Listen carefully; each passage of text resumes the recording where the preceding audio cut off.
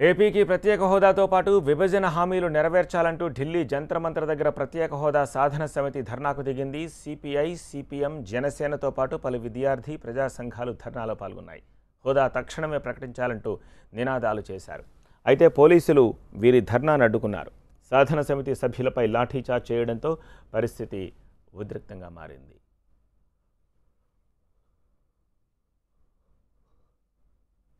ప్రజల ఆగ్రహానికి గురవుతానని భయపడే ప్రధాని మోదీ గుంటూరు పర్యటన వాయిదా వేసుకున్నారన్నారు సిపిఐ రాష్ట్ర కార్యదర్శి రామకృష్ణ.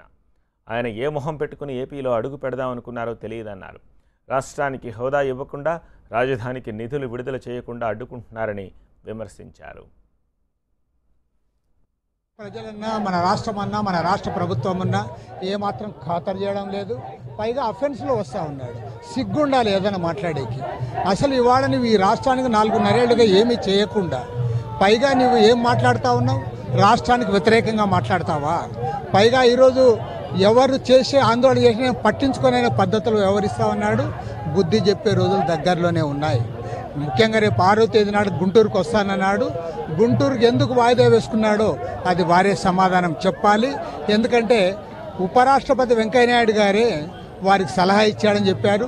మీరు రాష్ట్రానికి ఏమీ చేయకుండా మీరు అక్కడికి పోతే రాష్ట్ర వ్యాప్తంగా నిరసనకు సిద్ధమయ్యారని కూడా ఆయన చెప్పాడు. ఇంటెలిజెన్స్ రిపోర్ట్స్ కూడా అదే వచ్చాయి.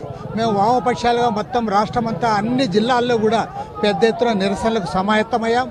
అధికార పార్టీ ఇతర పార్టీలు కూడా ఇవాళ నరేంద్ర మోడీ రాకను వ్యతిరేకించాయి.